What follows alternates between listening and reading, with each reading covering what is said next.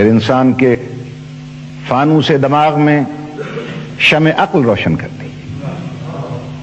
اور پھر اسے اختیارات کی قوت عطا کر دی، اور پھر ارشاد فرمایا انا ہدیناہ السبیل اما شاکرا و اما کفورا۔ پھر انسان کو ہم نے ہدایت سبیل بھی کر دی، چاہے صحیح راہوں پر چل کے شکران نعمت کرے یا غلط راہوں پر چل کے کفران نعمت کرے، اسے میں نے اتنا اختیار دیا ہے۔ ایک دن مقرر کرتا ہوں، اس دن میں اس سے پوچھوں گا کن راہوں پر چل کر تو ہم تک پہنچا تھا۔ اب انسان نے کیا کام کیا؟